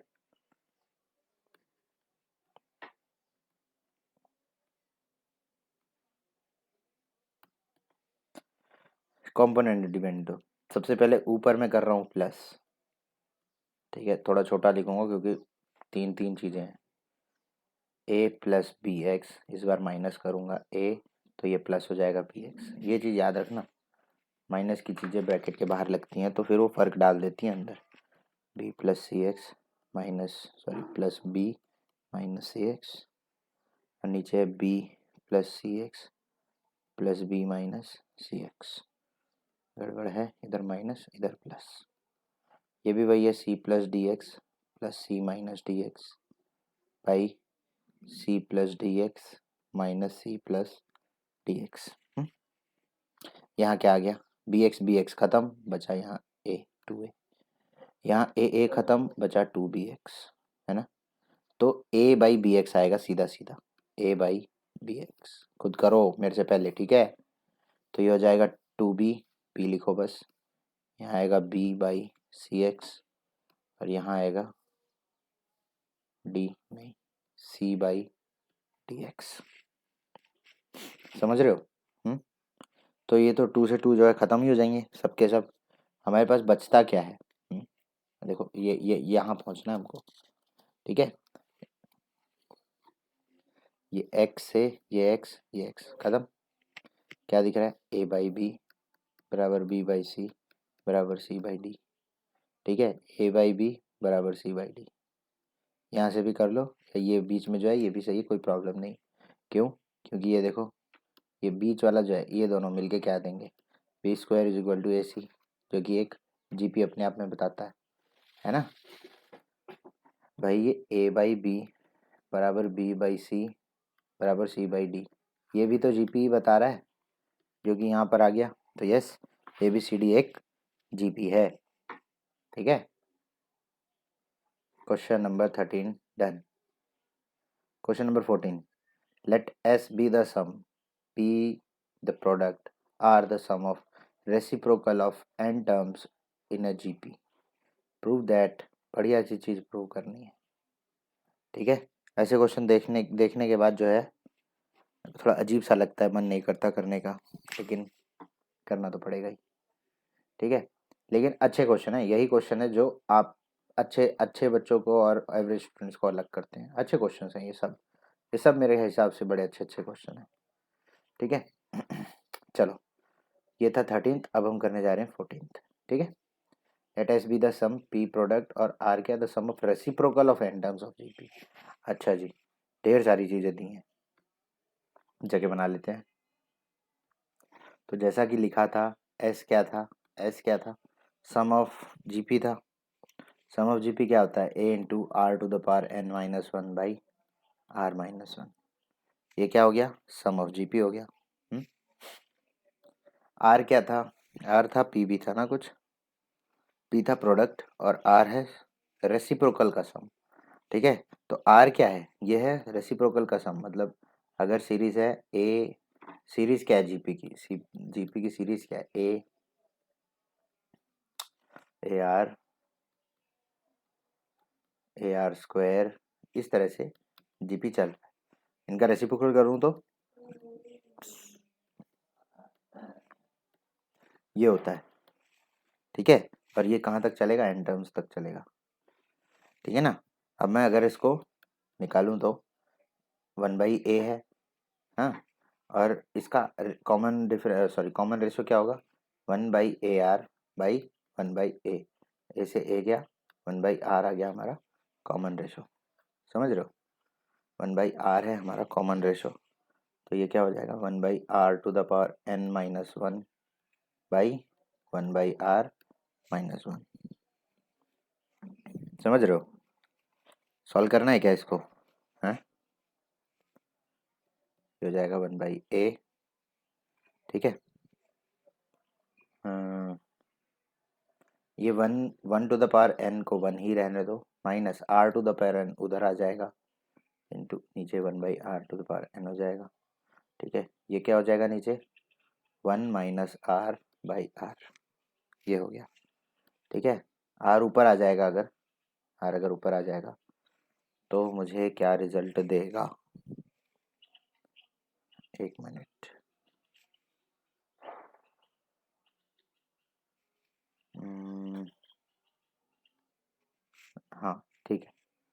अगर इसको मैं लिख दूं 1/a, ठीक है, ऐसा डाल दिया, ऊपर तो 1 minus r to the power n रहेगा ही रहेगा, है ना, इधर r हो जाएगा, इधर r to the power n हो जाएगा, और 1 माइनस आर आ जाएगा, यही है।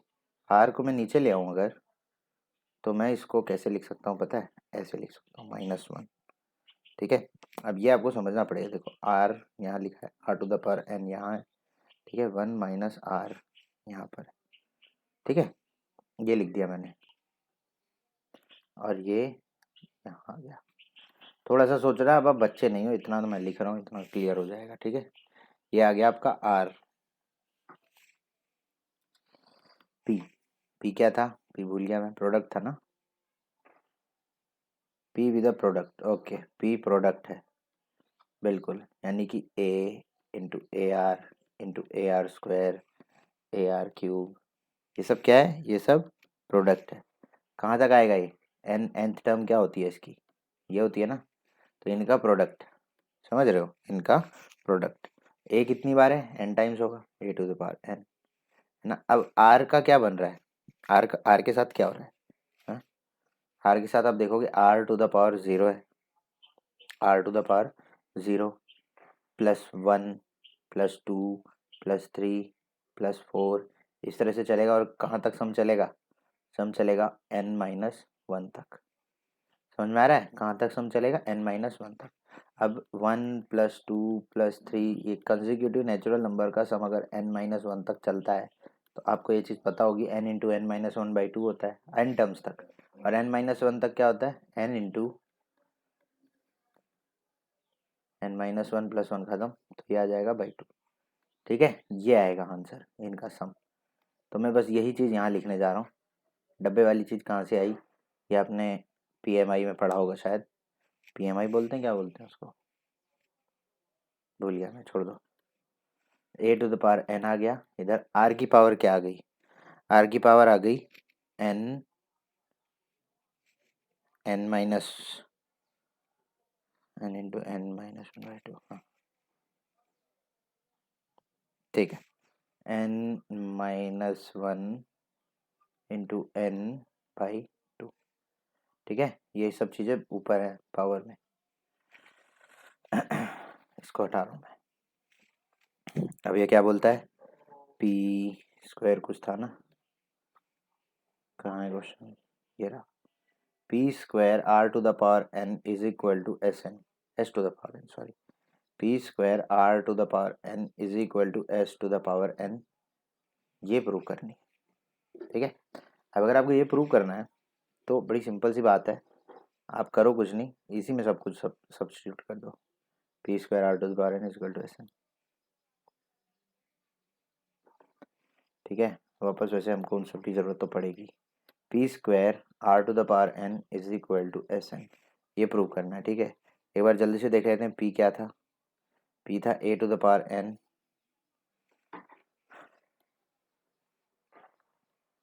a to the power n, और a to the power n है into r to the power n-1 into n/2 है, और इसका स्क्वायर करना है। तो ज़रा ध्यान से देखो, यहाँ 2 आ जाएगा और ये 2 कट जाएगा, समझ में आ रहा है। अगर मैं इस वाले 2 को अंदर ले लूँ, तो मैं इसको हटा रहा हूँ, ये लिख दिया मैंने, ठीक है। ये क्या है, ये है p स्क्वायर, पहले p लिखा था, अब ये p स्क्वायर है, इंटू r क्या है, r ये है r, यहाँ पर है, दिख भी रहा है, ये है r, ओके। r की पावर क्या है, n है ना, तो यानी कि 1 माइनस r की पावर n, मिटना, 1 माइनस r की power n to the power n by a into A की पावर n भी हो जाएगा, है ना, जो जो चीज़ें हैं सब की पावर में n आ जाएगा। मज़ेदार है ये तो, है ना।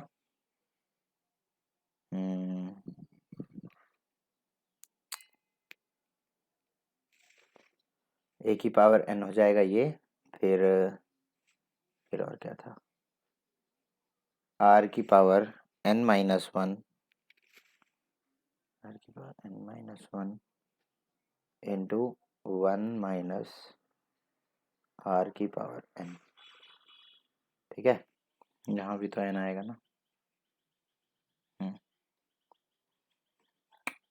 अब देखो a की पावर 2n और यहाँ a की पावर n, क्या होगा? a की पावर 2n माइनस हो जाएगा क्योंकि डिवाइड हो रहा है, तो ये तो आ गया a की पावर सिंपली n। ठीक है, ये पूरी की पूरी चीज़ इससे पूरा पूरा कट जाएगा क्योंकि ये है तो सेम ही। ऊपर क्या आ रहा है? 1 minus r to the power n by n by यह क्या? 1 माइनस आर की पावर n। क्या आपको ये दिख नहीं रहा क्या कि ये एस एन था या एस था? क्यों एस की पावर n है? क्या हमें यही प्रूव करना था क्या?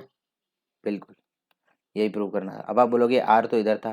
भाई देखो आर उधर हो या इधर हो, मैंने आपको बता रखा है एस एन के दो फॉर्मूले होते हैं। It totally depends on r, बस। ठीक है, अब आंसर ये आ रहा है तो कोई प्रॉब्लम नहीं है। हम यहाँ पर हम थोड़ा मैनिपुलेट कर लेंगे चीज़ों को, और क्या कर लेंगे इसको, अरे यार इसको मैं ऐसे ना लिख के ऐसे लिख देता हूँ 1 minus r to the power n। ठीक है, बाई 1 माइनस आर। अब आप ये भी बोल सकते हो हाँ जी ये भी सही है, ऐसे तो ये भी पढ़ा हमने, और गलत होने के चांस नहीं है, बिल्कुल नहीं है। समझ रहे हो? बहुत अच्छे। 15th क्वेश्चन, बहुत ही बहुत ज़रूरी क्वेश्चन, और ये क्वेश्चन मैं आपको नहीं करा रहा हूँ। अब आप बोलोगे क्यों भाई? ये क्वेश्चन मैं आपको इसलिए नहीं कर रहा हूँ क्योंकि मैं चाहता हूँ आप ट्राई करो, और ट्राई इसलिए करो क्योंकि ऐसा एक क्वेश्चन मैंने करा रखा है। मैं आपको दिखा दूँ कहाँ, ये रहा, यही है, बिल्कुल उसी के जैसा है। आपने थोड़ा सा ध्यान रखना है बस। ठीक है, PH QH R term ABC दी हुई है, जबकि यहाँ पर PH QH R term ABC फिर से दी हुई है, और यही चीज़ प्रूव करना है। तो भाई ये क्वेश्चन तो आप कर रहे हो, आपका। मैं 16th करता हूँ। 16th बड़ा मज़ेदार क्वेश्चन, बहुत ही इंपॉर्टेंट क्वेश्चन। आप एग्ज़ाम में इसको नहीं छोड़ सकते किसी भी तरह। आपका एग्ज़ाम है और आप इसको छोड़ के जा रहे हो, ये पढ़ नहीं रहे हो, आप रियली बता रहा हूँ बहुत बड़ी गलती कर रहे हो। डिवाइड है, ठीक है, तो ऐसी गलती ना करें।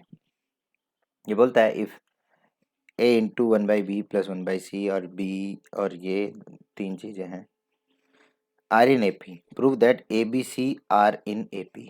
अच्छा जी, अगर ये तीनों ही AP में हैं तो ABC आपस में AP में हैं, ऐसा प्रूव करने के लिए बोला गया है।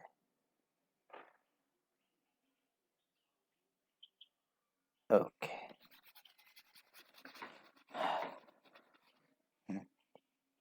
जगह शायद ज़्यादा नहीं चाहिए होगी, ये हो जाएगा क्योंकि ये a into 1/b plus 1/c। ठीक है, और ये सब क्यों कर रहा हूँ मैं, फ़र्क नहीं पड़ता। आप एक काम करो, अगर ये सब AP में है, मेरे को लिखना ही पड़ेगा, a into 1/c plus 1/a, c into 1/c into 1/a plus 1/, क्या बच गया, b बच गया शायद, यस 1/b। ये तीनों अगर AP में है तो ज़रा ये बताओ कि क्या अगर मैं इसमें +1 कर दूंगा तो ये अभी भी AP में रहेंगे? क्यों? क्योंकि यार देखो अगर +1 में सब जगह कर रहा हूँ तो कॉमन डिफरेंस सेम रहने वाला है। ठीक है, क्या बोलते हैं, सेम रहने वाला है। ठीक है, और मैं ऐसा क्यों कर रहा हूँ, मेरे को ऐसा करके क्या मिल जाएगा, क्या सुख प्राप्त कर लूँगा मैं? हुँ? ये है, ज़रा ध्यान से सुनना, ठीक है? समझना ये है कि मैंने 1 ऐड किया क्यों है ना? अब देखो 1 ऐड क्यों किया क्या है? एक काम करो, मैं सिर्फ एक को सॉल्व करता हूँ, ठीक है? आपको बाकी अपने आप समझ में आ जाएगा। ये होता है a/b, ये होता है a/c, और +1 हो जाएगा, है ना? अब अगर मैं कॉमन लूँ BC, तो ये क्या हो गया अब अगर BC ये आ गई, ये क्या नाम, LCM, तो यहाँ पर ऊपर आ जाएगा AC, यहाँ आ जाएगा AB, और यहाँ आ जाएगा BC। ठीक है, काम कर रहा हूँ मैं, A से मल्टीप्लाई कर रहा हूँ बाहर भी, और यहाँ सॉरी A से मल्टीप्लाई और डिवाइड कर रहा हूँ, डिवाइड वाला यहाँ आ जाएगा। अब अगर मैं इंडिविजुअली करूँ तो AC by ABC, AC by ABC क्या होता है पता है?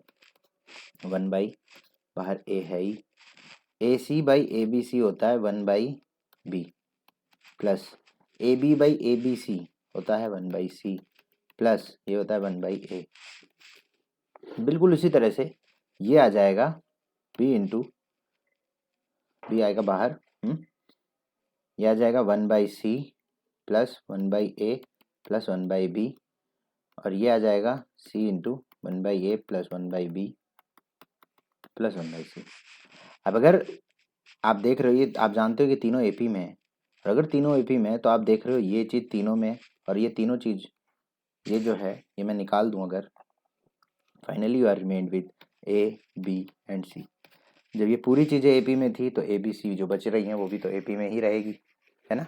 सिंपल सॉल्यूशन था, सोचना ज़्यादा था, करना कम था। समझ पा रहे हो? अच्छा था, ठीक था क्वेश्चन, ठीक है, अच्छा था, एग्जाम के लायक है। आगे ये भी क्वेश्चन अच्छा है एग्जाम वाला। A B C d are in G P, prove that a to the power N plus B to the power N, और ये सब भी जी पी में जी, कोई नहीं, हम ये भी करेंगे अब।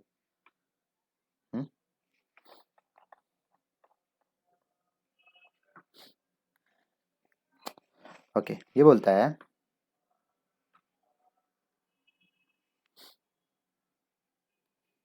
ये बोल रहा है कि A B C D G P में,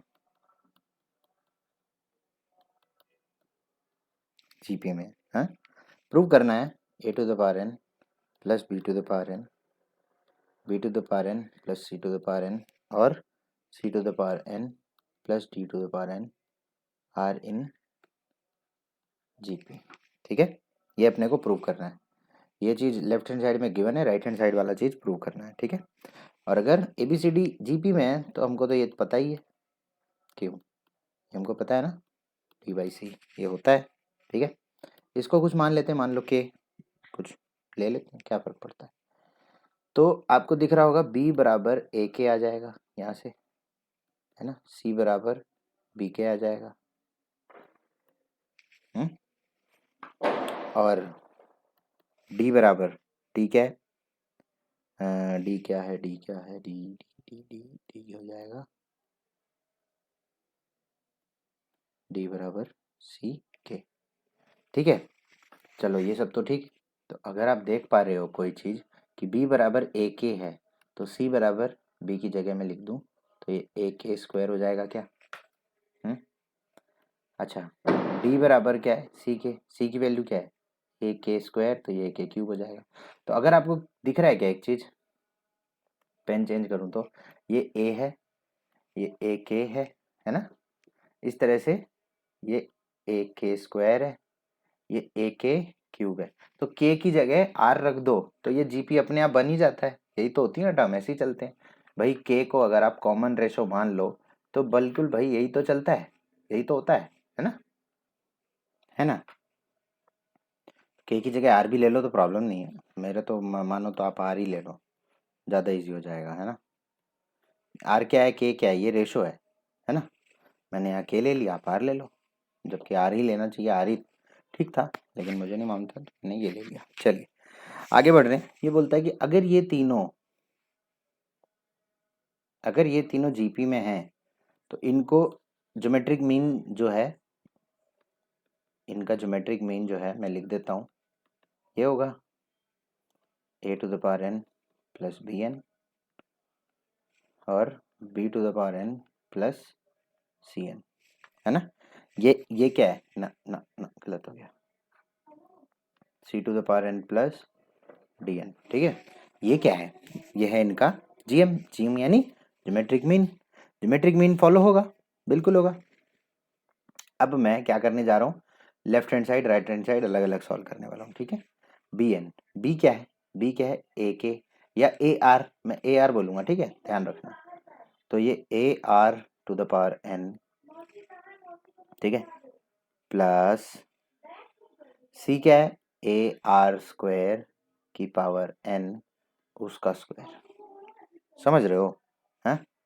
तो ए की पावर एन इंटू आर की पावर एन, ये मैंने क्या किया, ये मैंने कॉमन ले लिया, यहाँ बचा 1, यहाँ बचा आर स्क्वायर बचेगा, है ना, यहाँ बचेगा आर स्क्वायर नहीं R2n है ना, तो आर की पावर n बचेगा यहाँ पे। चलो ठीक है, तो ये हो जाएगा और उसका स्क्वायर, समझ गए? अब एक काम करो, इसको स्क्वायर कर दो। अब ये इसको खोलने वोलने में लग जाना, ठीक है? जब क्या बोल रहा हूँ मैं, a की पावर 2n इंटू आर की power 2n into 1 plus are की पावर n की पावर 2। नहीं समझे? मेरे ख्याल से समझ गए। ये क्या है? यह है LHS, ठीक है। अब मैं आ रहा हूँ अपना राइट हैंड साइड वाली तरफ। देखो राइट हैंड साइड पोर्शन क्या था, ऊपर चला गया। राइट हैंड साइड वाला पोर्शन था an plus B n c n d n. Okay, an plus B n c n d n, यहाँ लिख लेता हूँ एक बार, an प्लस बी एन, फिर क्या, c n plus D n, यही था। ए क्या है? ए क्या है? ए है सिंपली, यहाँ लिख रहा हूँ, ए है सिंपली ए की पावर एन प्लस बी क्या है, A R to the power N, फिर ये है ए आर का square to the power N plus ये है ए आर का cube to the power N, है ना, स्क्वायर तो है नहीं, A to the power N plus, यार यहाँ से A to the power N common ले सकते हैं ना, A to the power N यहाँ से कॉमन लिया, ये हो गया ए, नहीं सॉरी, यहाँ बचेगा 1 प्लस ए निकल गया, आर की पावर एन बचेगा, है ना, ये हो गया पहला ब्रैकेट। दूसरे ब्रैकेट में आओ, A to the power N R to the power 2n common लिया मैंने, ठीक है। फिर से यहाँ क्या बचेगा, 1 प्लस आर की पावर n बचेगा। अब देखो दोनों में से, यहाँ भी आर की पावर 1 प्लस आर की पावर एन, यहाँ भी 1 प्लस आर की पावर एन, तो 1 plus R to the power N common निकालने पर यहाँ बचेगा A to the power N plus A to the power N R to the power 2n। हाँ हाँ नहीं, हाँ जी, बीच में मल्टीप्लाई हो रहा है ना, ना ना ना ना, गड़बड़ गड़बड़। ए टू द पावर एन कितनी बार है, एक बार ये ए टू द पावर एन और एक बार ये ए टू द पावर एन, और सब मल्टीप्लाई हो रहा है बीच में, ठीक है, ये सब मल्टीप्लाई हो रहा है, तो ये बीच में मल्टीप्लाई का साइन भी लगा दिया मैंने। तो A to the power N 2 बार है, तो A to the power 2n, R to the power N 1 बार है, और ये भी 2 बार है जो ब्रैकेट वाली चीज़ है, तो इसको यहाँ स्क्वायर लगा दिया। अब जरा एक बार देख लो, बाद में फिर तकलीफ ना हो, ये और ये सेम आ रहा है, RHS LHS बिल्कुल बिल्कुल बराबर आ रहा है, तो हमारा जो प्रूव करना था वो हमने प्रूव कर दिया। सही बात, क्लियर है क्या? हाँ, आगे बढ़ें, आगे बढ़ते हैं अगले क्वेश्चन पे। वीडियो भले ही लंबी हो जाए, आप एक काम करना, वीडियो के एंड में देख लेना कि कितनी बड़ी वीडियो है, ठीक है, और फिर आपको करना कुछ नहीं है, इस वीडियो को 2 पार्ट में देख लो। आप सोचो एक पार्ट, आपकी एंड्योरेंस उतनी अच्छी है, आप उतना बैठ सकते हो, आपकी सिटिंग लिमिट जो अच्छी खासी आपने कर रखी है पढ़ पढ़ के, तब तो ठीक है, एक बार में बैठो तो बहुत ही अच्छी बात होगी। लेकिन अगर आपको लगता है नहीं मैं एक बार में नहीं कर पाऊंगा, और अपने बारे में सच आप अपने बड़े अच्छे से जानते ही होगे, तो आपको लग रहा है नहीं मैं एक बार में नहीं कर पाऊंगा, 2 बार में कर लो, क्या है उसमें, है ना। मैं तो 2 दिन की क्लास एक दिन में दे रहा हूँ, ठीक है, ताकि आज के आज ही मैं अपना काम ख़त्म कर दूँ, आपका अपना काम बचेगा, आप जितने दिन में करो वो आपकी मर्जी। एक दिन में करना चाहो एक दिन में करो, नहीं तो 2 दिन में करो, 3 दिन में भी करेंगे लोग, हो सकता है करें भी ना, लोग तो अलग अलग भांति भांति के लोग होते हैं। चलिए 18th is A and B are the roots of x square minus 3x plus b is equal to 0 and CD are the roots of this, where ABCD form a GP. Prove that Q plus P, Q minus P 17:15 बनाते हैं, ये आपको prove करना है, ठीक है। देखो मैं भी इतनी देर बोल रहा हूँ एक बार में, तो थोड़ा दम तो लग ही रहा है मेरे को भी, तो आप भी पढ़ लो थोड़ा सा क्या है इसमें, ठीक है। ये रूट्स हैं, ए और बी रूट्स हैं इस इक्वेशन के, सी डी रूट्स हैं इस इक्वेशन के, है ना। तो प्रूव दैट, जो भी है ये प्रूव करना है, ठीक है। चलो मेरे पास टेक्स्ट बुक है, मैं टेक्स्ट बुक में देख लेता हूँ क्वेश्चन, क्योंकि यहाँ पर तो नहीं दिखाई देगा और जगह भी चाहिए इसके लिए। नई शीट है ये, ध्यान देंगे। क्वेश्चन बोलता है कि ए और बी जो हैं ये रूट्स हैं 3x² minus 3x plus p is equal to 0 के। ए और बी इसके रूट्स हैं। तो जरा आप ही बताओ, सम ऑफ रूट्स जो है वो क्या 3/1 होगा क्या, या सिर्फ 3 होगा क्या? ये चीज़ आपने 10th में पढ़ी है। और प्रोडक्ट ऑफ रूट्स पी होगा, है ना? ठीक है, इसको मान लो इक्वेशन 1। दूसरा बोलता है सी डी रूट्स हैं x² minus 12x plus q is equal to 0।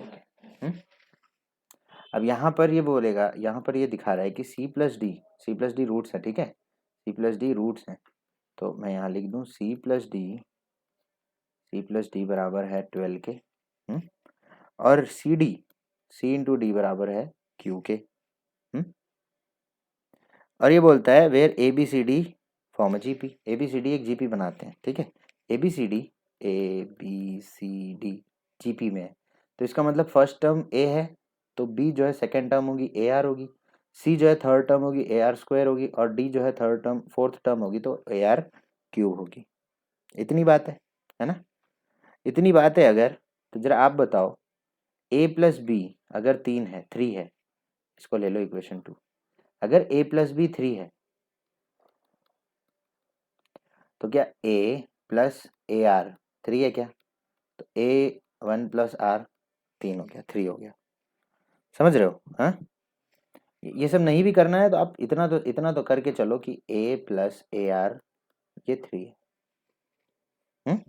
उसी तरह सी प्लस डी 12 है, तो सी प्लस डी जो है वो 12 है। तो सी क्या है, A R square plus A R cube बराबर 12, है कि नहीं? अब अब क्या किया जाए? एक काम करते हैं, इन दोनों को डिवाइड करते हैं। किन दोनों को? इन दोनों को। ओके, इन दोनों को डिवाइड करता हूँ अगर मैं, तो ए plus A R by A are square plus A R cube, A निकल जाएगा ना, इसलिए डिवाइड करना बेटर है, ठीक है। तो ए कॉमन ले लो तो 1 प्लस आर हो जाएगा। यहाँ ए आर स्क्वायर कॉमन ले लो तो यहाँ बचेगा 1 प्लस यहाँ भी आर बच जाएगा, है ना। ये आ गया कितना, 1/4। ए से ए गया, 1 प्लस आर से 1 प्लस आर गया, 1/r स्क्वायर जो है वो 4 आ गया, तो आर बराबर आ गया +-2। आर बराबर आ गया +-2, ठीक है, प्लस ही ले रहे हैं, आर हो गया 2। बड़े आसानी से हमने आर निकाल दिया है। अब जरा एक चीज देखना बहुत ध्यान से, ठीक है। देखना ये है कि prove that q plus P, prove करना है कि q plus P by q minus P किसके इक्वल है, 17:15। तो जरा देखते हैं 17:15 आता है कि नहीं आता है ना। अच्छा, दो चीज़ें देखनी है ध्यान से। दो चीज़ें क्या देखनी है, थोड़ी देर के लिए रेड पेन देखेंगे। सी डी जो है वो क्यू के बराबर है और ए बी जो है वो पी के बराबर है, ठीक है। तो क्यू की जगह मैं लिख रहा हूँ ए बी, क्यू की जगह मैं लिख रहा हूँ ए बी।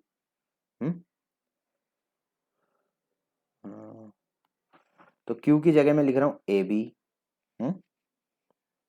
और पी की जगह नहीं, पी की जगह मुझे लिखना है ए बी, तो क्यू की जगह मैं लिख रहा हूँ सी डी प्लस ए बी बराबर C D minus A B. C D plus A B और C D minus A B. Now C क्या है, सी आपको पता होगा, सी ए आर क्यूब है, और डी क्या है, A R to the power 4 है, नहीं ए आर स्क्वायर है और ये ए आर क्यूब है, प्लस ये ए है और ये ए इंटू आर है, डिवाइड बाई ये ए इंटू आर स्क्वायर है और ये ए आर क्यूब है, minus a into a r. समझ गए? बहुत आराम से, इस बार मैं थोड़ा धीरे कर रहा हूँ, ठीक है, ताकि समझ में आए। ए अगर कॉमन लूम है, ए अगर कॉमन लूम है तो ए तो खत्म हो जाना है, ए तो खत्म हो जाना है ना।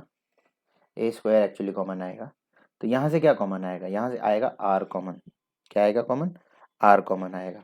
अंदर क्या बचेगा, यहाँ बचेगा आर टू द पावर 5 अभी दिख रहा है तो आर कॉमन आ जाएगा, आर टू द पावर 4 बचेगा, यहाँ +1 बचेगा, यहाँ भी सेम वही आर टू द पावर 4 बचेगा, सॉरी आर आएगा बाहर और ये आर टू द पावर 4 +1 हो जाएगा। तो आर से आर भी गया, आर टू द पावर 4 +1 आ रहा है ऊपर और आर टू द पावर 4 नीचे आ रहा है। आर कितना है, 2 है, ठीक है। अब चाहे प्लस लो माइनस लो क्या फ़र्क पड़ना है, तो आर की वैल्यू प्लस लो या माइनस लो, तो आर की पावर 4 यानी कि 2 की पावर 4 प्लस 1, 2 की पावर 4 माइनस 1। 2 की पावर 4 कितना होता है? ये होता है 33, 33 नहीं, ये होता है 4, 4 जा 16 प्लस 1 17 और 16 माइनस 1 17:15 प्रूव करना था, कर दिया। समझ रहे हो? एक एक सॉल्यूशन दे रहा हूँ, थोड़ा एफर्ट लग रहा है, कोई बात नहीं। आपके पास एग्जाम से पहले सॉल्यूशन हो, नहीं तो लोचा हो जाएगा। 18th question, very very good question, ठीक है। 19th, ठीक है, बहुत ही बढ़िया क्वेश्चन, बहुत ही मज़ेदार क्वेश्चन और एग्जाम में सीधे सीधे टपकने वाला क्वेश्चन, ठीक है, सीधा सीधा आ जाता है। 20 भी ऐसा क्वेश्चन है कि ये आप अगर बिना पढ़े एग्जाम में गए तो आप एग्जाम से पहले ही सब लोग अगर 100 मार्क्स का पेपर लिखेंगे तो शायद आप 95 या 96 या 94 मार्क्स का पेपर लिखोगे, क्योंकि आपके 4-5 नंबर तो गए, क्योंकि आएगा ही आएगा, ठीक है। कुछ क्वेश्चन जो मैं बता रहा हूँ ना भाई, ये तो आने ही है, इन्हीं से ही आना, नहीं तो फिर कोई फायदा नहीं है फिर पेपर बनाने का, आना इसी से ही है, ठीक है। Let the ratio of AM/GM of two positive number A and B is m:n। AM यानी कि अर्थमेटिक मीन और GM यानी ज्योमेट्रिक मीन, ठीक है। तो आपको बताना है, शो दैट, ये आएगा। ऐसा क्वेश्चन हमने अभी अभी किया था, ठीक है। कौन सा था वो? हाँ, वो लास्ट क्वेश्चन, लास्ट एक्सरसाइज का क्वेश्चन था वो, ठीक है। जहाँ पर क्या था, 3 माइनस 2√2 और 3 प्लस 2√2 वाला है, ठीक है। उस बेसिस पे आप इस क्वेश्चन को करना पक्का होगा, ठीक है। ये मत सोचना मैं नहीं करने वाला हूँ, मैं बिल्कुल करने वाला हूँ, लेकिन आप मेरे से पहले करेंगे, ठीक है। आप इस टर्म पे मैं इस टर्म पे क्वेश्चन कर रहा हूँ कि आप मेरे से पहले करेंगे सभी लोग, ठीक है। वीडियो पॉज करो और फटाफट कर डालो। तब तक हम पेन लेते हैं बढ़िया वाला, चलो।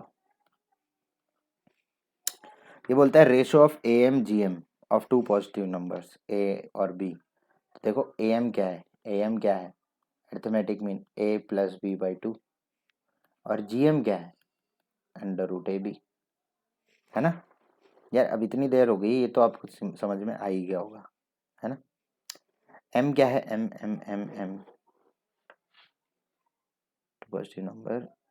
To positive number A and B m:n, ठीक है। तो अच्छा, ये AM और GM का रेशो है, ठीक है। AM/GM का रेशो दे रखा है, क्या दे रखा है, m:n, ठीक है। और AM क्या है, AM है A प्लस B/2 और ये क्या है, √AB। तो सीधे सीधे लिखूं तो क्या दिख रहा है, ये पिछला क्वेश्चन आपको तुरंत याद आएगा। अगर आपने मेरे से पहले कर लिया है तो आपको तुरंत याद आ गया होगा, भाई ऐसा कुछ तो हमने किया है, ऐसा कुछ तो हमने किया है। और ऐसा कुछ करते ही दिखते ही हमें क्या याद आएगा, C&D, यानी कि कॉम्पोनेंडो एंड डिविडेंडो। तो A plus B plus 2√AB by A plus B minus 2√AB। Componendo dividendo बड़ी मस्त चीज़ है, ठीक है, बस लगाना आना चाहिए। Is equal to M plus N by M minus N। ऊपर प्लस करो, नीचे माइनस करो, बहुत ही सिंपल फंडा है इसका, कोई ज़्यादा सर नहीं मारना अपना इसमें, ठीक है। अब देखो ये क्या आ गया, ये आ जाएगा √A प्लस √B, √A√B का whole square by √A minus √B का होल स्क्वायर बराबर हो जाएगा M प्लस N। इनका तो और क्या ही हो सकता है, आप कुछ नहीं कर सकते, ठीक है। स्क्वायर रूट लगाने, स्क्वायर रूट लगा दो, भिड़ा दो स्क्वायर रूट, स्क्वायर रूट आप जैसे ही इसमें हटाओगे यहाँ लग जाएगा, ठीक है। ये इधर लग गया, ये इधर भी लग गया, ओके। आगे की राह आसान है नहीं है, देखते हैं। फिर से हमने देखा जैसे ये आएगा तो मुझे A/B √A/√B मिल जाएगा, जिससे मुझे A/B मिल जाएगा। तो अब मैं यहाँ फिर से C&D लगा रहा हूँ, फिर से कॉम्पोनेंडो डिविडेंडो लगा रहा हूँ। तो ध्यान दो, √A plus √B plus √A minus root B A हो जाएगा by root A plus root B minus root A plus root B, ये हो गया। थोड़ा पेशेंस दिखाएंगे, प्लस एम प्लस एन, याद रहे रूट पूरे में है, रूट जो है वो पूरे में है। इस बार एक बार प्लस माइनस एक बार एम माइनस एन, ठीक है। अब एक्चुअली देखो इसका ये जो पूरा पूरा जो रूट में है ना, यही इसको इस चीज़ का एसेंस है कि ये मिसलेनियस में आया है, समझ गए। तो टू रूट ए बी ये आ गया, यहाँ पर आएगा two root a by twice of b, ठीक है। यहाँ पर अब आ गया, कुछ नहीं कर सकते, टू से टू निकाल दो, अभी निकाल दो, कोई फ़ायदा नहीं, ठीक है। रूट टू रूट ए ये आ गया, ये आ जाएगा, है ना। ये तो इसको तो ऐसे का ऐसे ही रहना है ना, इसमें तो कुछ कटना वटना है नहीं, क्योंकि पूरा पूरा रूट में, ठीक है, इंडिविजुअल रूट्स नहीं है। ओके, जैसे यहाँ है लेफ्ट हैंड साइड में है। तो एक काम करो, इसके रूट भी निकाल दो, इसके रूट हटा दो, ठीक है। तो आप पाओगे कि राइट हैंड साइड वाली चीज़ें स्क्वायर हो जाएंगी फिर से, ठीक है।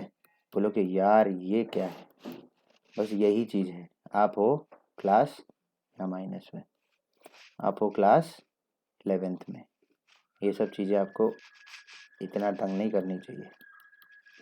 Plus minus minus under root m minus n का होल स्क्वायर, ठीक है।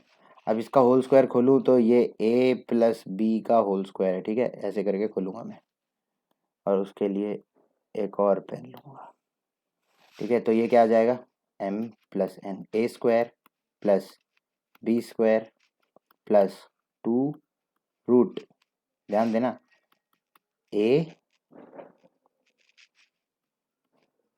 बी, समझ गए। अच्छा, ये ए plus B into A minus B से क्या ये हो जाएगा क्या, M square minus N square, A square minus B square हो जाएगा, डिवाइड बाई ये क्या होगा, M plus N plus M, नहीं हाँ ये भी तो होगा ना, प्लस एम माइनस एन, यहाँ पर two root m square minus N square होगा, ये दोनों गए, दोनों की बलि चढ़ गई, क्या बच गया, two m plus two under root m square minus N square by two m minus two m square minus N square, दो कॉमन निकाल के काट दो, सब काट दो, ये हटा दो, ठीक है, ये सब हटा दो। तो ज़रा देखो क्या यही चाहिए था क्या, ए बाई बी यही चाहिए था क्या, एक बार देखो, देखोगे तो पता चलेगा, बिल्कुल जी यही था जो प्रूव करना था। कॉम्पोनेंटो डिविडेंडो ही किया, ज़्यादा कुछ बड़ा काम किया नहीं, बस चीज़ें बड़ी बड़ी दिख रही होंगी आपको, अदरवाइज है बड़ा आसान, कुछ दिमाग नहीं लगाना पड़ा है, थोड़ा पेशेंस रख के सॉल्व किया है, दैट्स इट, है ना। तो नहीं समझ में आए तो पीछे करके देख लो एक बार। आ गए हम 19th हो गया, 20 भी one of the most important question है, ठीक है। और 21, 22, 23, 24 अब हमारी क्लास होने वाली है, ओके। 24th मुझे बताना है और 20th मुझे बताना है, ठीक है, ये बता दूंगा और आपका काम ख़त्म, आप आराम से जो है पढ़ सकते हैं कुछ और, okay. Question number 20, A B C are in A P, B C D in G P, 1/C 1/D 1/E are in A P, A prove that A C E are in G. वाह, बहुत ही बढ़िया question, बढ़िया question एकदम, मतलब दिल खुश हो गया क्वेश्चन देख के, ठीक है। देखो जल्दी, चलो करना भी तो है ना।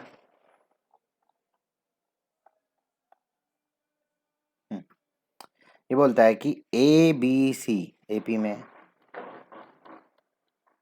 में तो क्या 2B बराबर ए प्लस सी होगा, होगा ना। फिर ये बोलता है कि बी सी डी ये जीपी में है, और अगर ये जीपी में है तो सी बराबर अंडर रूट बी डी होगा, है ना। ये हो गया जीएम, या तो सी स्क्वायर ले लो, सी स्क्वायर ले लो, क्या फ़र्क पड़ता है। और ये इसने ये भी बोला कि 1/c 1/d 1/e A P में है, ठीक है। तो इसका ट्वाइस करके इसका सम, तो मतलब यहाँ से इसका लिखूँ तो 2/d बराबर 1/c प्लस 1/e, ठीक है। तो d आ जाएगा, देखो ये डायरेक्टली आ गया, पैरेलल रेसिस्टर वाला क्वेश्चन याद है, पैरेलल रेसिस्टर वाला क्वेश्चन 2CE/c प्लस e, ठीक है।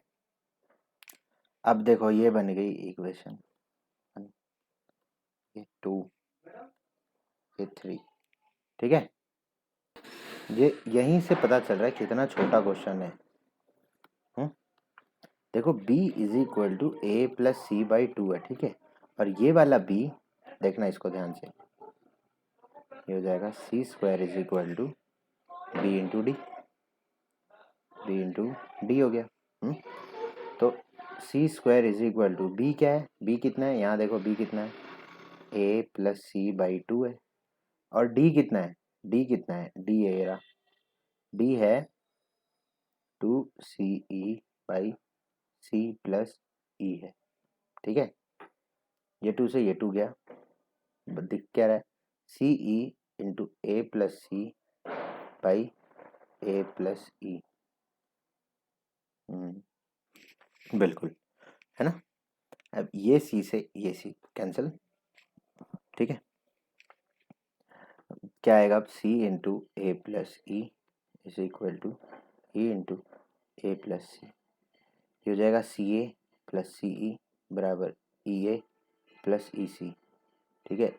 ई ए कहाँ दिख रहा है, ई सी ये गया, तो सी इज इक्वल टू, एक मिनट कुछ तो गड़बड़ हो गई, सी ए सी स्क्वायर सी प्लस ई, यार यहाँ सी आएगा ना, सी आएगा, यहाँ सी आएगा, ये सी स्क्वायर होगा। अब ठीक है, सी स्क्वायर, अरे मिटना, सी स्क्वायर बराबर ई ए हो जाएगा। अब जरा ये बताओ, क्या ये आपको जीएम दिख रहा है क्या, ज्योमेट्रिक मीन है, क्या आपको ये दिख रहा है क्या कि ए सी और ई तीनों जीपी है। कहाँ से पता चला, ये ज्योमेट्रिक मीन है इसका, है ना। सिंपल क्वेश्चन, इजी क्वेश्चन, और मतलब एग्जाम में बिल्कुल आ सकता है, ऐसे क्वेश्चन आते हैं सिंपल से इजी से छोटे से क्वेश्चन, ठीक है। और आप सोचो कि लैंग्वेज बड़ी बड़ी होती है, सॉल्यूशन छोटे छोटे होते हैं, ठीक है। अगला क्वेश्चन मैं कौन सा कर देता हूँ, 24th, ठीक है। 24th देखो, S1 S2 S3 are the sum of first n natural number, their square and their cube. तो अगर आपको ये याद है ना, तब तो आप ये कर पाओगे, नहीं तो फिर कोई फायदा नहीं है क्वेश्चन को करने का, ठीक है। ये भी थोड़ा जगह खाएगा अच्छे से, नीचे हो जा भाई,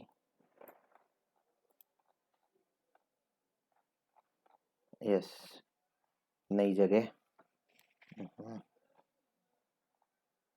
चलो देखो ध्यान से, ये बोल रहा है कि S1 S2 S3, S1 क्या है, sum of N natural numbers N terms, है ना।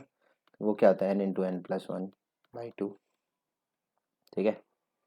S2 बोलता है सम ऑफ देयर स्क्वायर, तो सम ऑफ देयर स्क्वायर का formula n into n plus 1 into 2n+1/6, शायद यही होता है, 6 होता है 3 होता है, भूल गया, हाँ 6 होता है, करेक्ट। हाँ, सम ऑफ क्यूब्स क्या होता है, इसका स्क्वायर होता है, ठीक है। सम ऑफ क्यूब्स कुछ नहीं होता, n इंटू एन प्लस 1/2 का होल स्क्वायर होता है, ठीक है। बस इतनी सी बात है। क्या बोला उसने, 9 टाइम्स S S2 का स्क्वायर, एक मिनट कहाँ लिखा है, हाँ 9 टाइम्स S2 का square is equal to S3 into 1 plus 8S1। S2 का होल स्क्वायर तो करने बैठ गए तो फिर तो दिमाग खराब हो जाएगा, इसलिए एक काम करते हैं, RHS पहले सॉल्व कर देते हैं, ठीक है। तो क्या ये S3 इंटू 1 प्लस 8S1 ये, ठीक है। S3 क्या है, N into N plus 1 by 2 का होल स्क्वायर, हाँ, इंटू 1 प्लस 8 इंटू S1 क्या है, N into N plus 1 by 2, इसको इससे काट दो, ये हो गया 4, ठीक है ना। खोलना है क्या ब्रैकेट, हाँ, N into N plus 1 by 2 का होल स्क्वायर, ये क्या आ गया 1 plus 4n square plus 4n, है ना, 4n स्क्वायर प्लस 4n, ये देख के मुझे लग रहा है कि ये है 2n प्लस 1 का होल स्क्वायर, समझ रहे हो।